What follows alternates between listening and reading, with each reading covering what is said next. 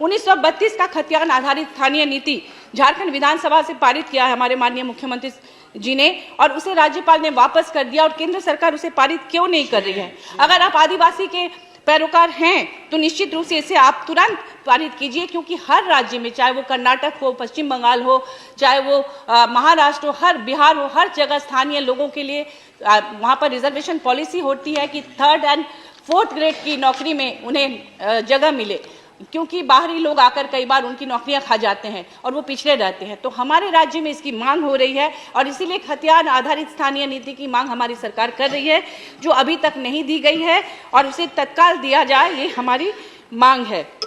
मैं एक जनजातीय आदिवासी बहुल इलाके का प्रतिनिधित्व करती हूँ, और दावे के साथ यह कह सकती हूँ कि वर्तमान सरकार की नीतियाँ केवल अमीरों के पक्ष में झुकी हुई हैं। वंचितों और जरूरतमंदों को सरकार ने हाशिए पर रख छोड़ा है। करोड़ों युवा रोजगार की तलाश में भटक रहे हैं, मगर बेरोजगारी जैसे जरूरी मुद्दे पर बजट में बात ही नहीं की गई।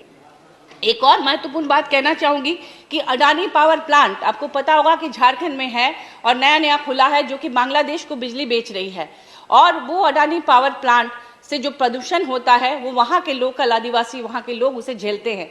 उनके लिए कुछ भी नहीं कर रही है सरकार, और ऊपर से जो कॉन्ट्रैक्ट साइन हुआ था कि राज्य को 25% उसमें से बिजली देनी है। आप सभी जानते हैं कि झारखंड में किस तरह की बिजली की किल्लत हो गई थी, और जिसके लिए बार बार उसे बदनाम किया जा रहा है कि वो बिजली क्यों नहीं दे रही है। तो वो 1,36,000 करोड़ अगर केंद्र सरकार दे देती राज्य सरकार को, तो उससे छोटी सी राशि लेकर वो डीवीसी को देती, तो निश्चित रूप से ये बिजली की किल्लत दूर होती। क्या वहां पर गैर भाजपा सरकार है, इसी वजह से ऐसा किया जा रहा है कि ताकि जनता की नजरों में सरकार बदनाम हो? और आडवाणी 25% क्यों नहीं बिजली दे रही है हमारे देश को? सॉरी, अडानी इस देश को हमारे राज्य को 25% बिजली क्यों नहीं दे रही है? अगर वो दे तो बिजली की किल्लत दूर होगी। और वो दादागिरी दिखा रही है कि हम नहीं देंगे, क्या कर लोगे? क्या उनको केंद्र का सपोर्ट है? अगर केंद्र का सपोर्ट है तो क्यों है? क्यों नहीं केंद्र दबाव बनाती कि तुम उस राज्य को बिजली दो जहां पर कॉन्ट्रैक्ट साइन किया है तुमने, और जहां से बिजली लेके तुम दूसरे देशों को बेच रहे हो? मुझे लगता है कि इन चीजों पर निश्चित रूप से केंद्र सरकार को ध्यान देना चाहिए, वरना इसी तरह से राज्य, जो गरीब राज्य है, आदिवासी राज्य, हमसे बोल दे कि हम आदिवासियों के कल्याण के लिए काम कर रहे हैं, ये काफी नहीं होता। वो काम में भी दिखना चाहिए, निश्चित रूप से दिखना चाहिए।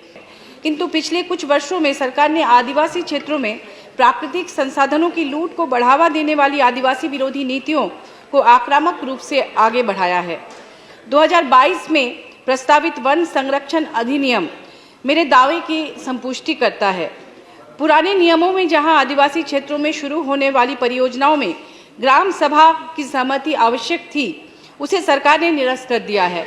इससे प्रकृति निर्भर आदिवासी संस्कृति एवं जंगलों का विनाश अवश्यंभावी हो गया है। आदिवासी संस्कृति जल, जंगल और जमीन की संस्कृति रही है।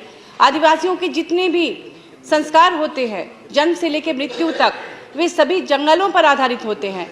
उसमें साल के पत्ते, नदी, झरने, पहाड़ जिसे बुरु कहते हैं, इन तमाम चीज़ों को लेकर ही वे अपने संस्कार करते हैं, चाहे वो विवाह हो या कोई भी पर्व त्योहार, जैसे कर्मा, सरहुल, माघे पर्व, सोहराय, जतरा, हर पर्व त्योहार में जंगलों का बहुत बड़ा साथ होता है।